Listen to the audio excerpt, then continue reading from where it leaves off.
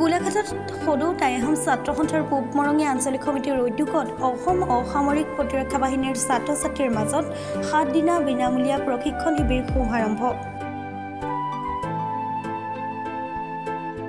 পূৰ্ণ সহযোগিতা আগবঢ়ালে তুলেশ্বৰী বৰুৱা মইনাপাৰা উচ্চতৰ মাধ্যমিক বিদ্যালয়ৰ অধ্যক্ষগৰাকীয়ে। গোলাঘাট অসামৰিক প্ৰতিৰক্ষা বাহিনীৰ 7 দিনা বিনামূলীয়া প্ৰশিক্ষণ আৰু বিশেষ অভিনন্দন অনুষ্ঠানৰ লগত সংগতি ৰাখি ছাত্ৰ ছাত্ৰীৰ মাজত চিত্ৰাংকন প্ৰতিযোগিতা অনুষ্ঠিত কৰা হৈছে। সভাৰ অনুষ্ঠানৰ আধাৰে টাই আহোম ছাত্ৰ সন্থাৰ পূব মৰঙীয়া আঞ্চলিকৰ সম্পাদক যুৱ কিশোৰ গগৈয়ে আধৰা গাম্ভীৰ্যপূৰ্ণ সভাখনি শুভ উদ্বোধন কৰে তুলেশ্বৰী মইনাপাৰা উচ্চতৰ মাধ্যমিক বিদ্যালয়ৰ অধ্যক্ষ মহোদয়ে। উদ্বোধকগৰাকীয়ে অনুষ্ঠানত ছাত্ৰ ছাত্ৰীসকলক উদ্দেশ্যি ভালেকেইটা পৰামৰ্শমূলক বক্তব্য ৰখা অনুষ্ঠানত বিশিষ্ট অতিথিৰূপে উপস্থিত থাকে অসামৰিক প্ৰতিৰক্ষা বাহিনীৰ বিষয়াদ্বয়ক্ৰমে দেৱজিৎ বৰা আৰু শক্তি গুপ্তা, সাংবাদিক জয়ন্ত কুমাৰ গগৈ, সদৌ টাই আহোম ছাত্ৰ সন্থাৰ গোলাঘাট জিলা সমিতিৰ কাৰ্যকৰী সভাপতি দিগন্ত গগৈ, সংবাদকৰ্মী নজৰুল হুছেইন আদি। টাই আহোম ছাত্ৰ সন্থাৰ পূব মৰঙীয়া আঞ্চলিকৰ উদ্যোগত আৰু তুলেশ্বৰী বৰুৱা মইনাপাৰা উচ্চতৰ মাধ্যমিক বিদ্যালয়ৰ সহযোগত আজি 7 দিনীয়াকৈ আমাৰ গোলাঘাট জিলাৰ অসামৰিক প্ৰতিৰক্ষা বিভাগৰ আমাৰ দুজন সমল ব্যক্তিৰ জৰিয়তে প্ৰশিক্ষকদ্বয় আমাৰ মাজত আহি উপস্থিত হৈছে। তেওঁলোকৰ উদ্যোগতে আজি আমাৰ ছাত্ৰীসকলক অসামৰিক প্ৰতিৰক্ষা প্ৰশিক্ষণ 7 দিনীয়া বিনামূলীয়া প্ৰশিক্ষণ আমি দিবলৈ সম্বন্ধ গ্ৰীষ্মকালীন অৱস্থাত আমি এই 7 দিনীয়া প্ৰশিক্ষণ ব্যৱস্থা কৰিছোঁ। এই 7 দিনীয়া প্ৰশিক্ষণৰ অন্তত 12 তাৰিখে তেওঁলোকক একোখনকৈ চাৰ্টিফিকেট দিয়া হ'ব আৰু 2টা শাখাত ছাত্ৰ ছাত্ৰীৰ মাজত চিত্ৰাংকন প্ৰতিযোগিতাও তেখেতসকলে অনুষ্ঠিত কৰিছে।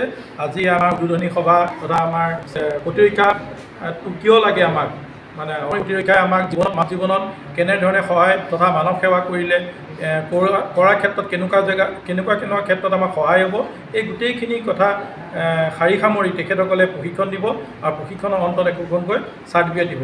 আৰু মই জানো যে ইতিমধ্যে আমাৰ বিদ্যালয়ৰ প্ৰায় 9জন ছাত্ৰ ছাত্ৰীয়ে স্কাউট গাইডৰ অধীনত তেওঁলোকে মানে প্ৰতিৰক্ষা প্ৰশিক্ষণ লৈছে আৰু আজি যথেষ্টখিনি ছাত্ৰ ছাত্ৰী আমাৰ 50ৰো অধিক ছাত্ৰ ছাত্ৰী আহিছে।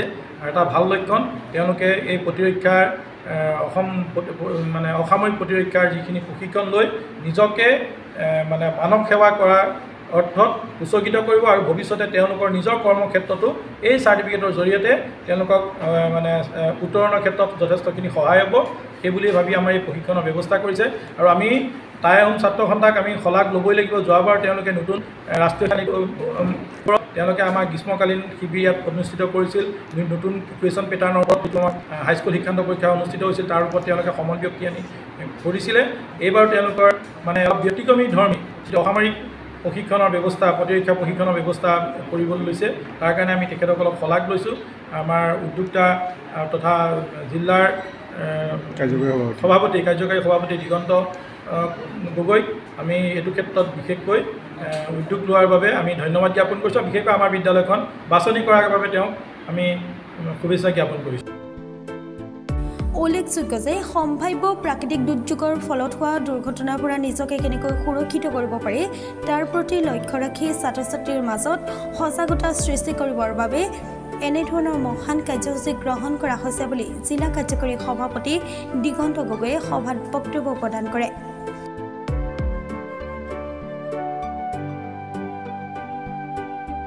গোলাঘাটৰ পৰা জয়ন্ত কুমাৰ গগৈ ৰিপৰ্ট, প্ৰাতঃ টাইম ডিজিটেল। অসমৰ সংবাদ জগতখনৰ বাবে এক সুখৰ খবৰ। আপোচবিহীন ৰাইজৰ কণ্ঠ সাপ্তাহিক কবচ পুনৰ এবাৰ অসমৰ ৰাইজৰ মাজলৈ। স্বত্বাধিকাৰী প্ৰণীতা কলিতাৰ দ্বাৰা প্ৰকাশিত আৰু আপোচবিহীন একাংশ নপুৰণি অভিজ্ঞতাপুষ্ট সাংবাদিকৰ দ্বাৰা প্ৰচাৰিত তথা eco printing press Guwahati Katabari গড়চুকত মুদ্ৰিত সাপ্তাহিক কবচ এতিয়া অসমৰ বিভিন্ন প্ৰান্তত উপলব্ধ। আমাৰ ঠিকনা মুখ্য কাৰ্যালয় অসম ফৰেষ্ট স্কুল, হৰি মন্দিৰ পথ, গুৱাহাটী আৰু উপ কাৰ্যালয় Kalita market, Bijoynagar, Kamrup, Assam. Mobile number হৈছে 9435114666 70024728813। আমাৰ ইমেইল আইডি হৈছে kobos2025@gmail.com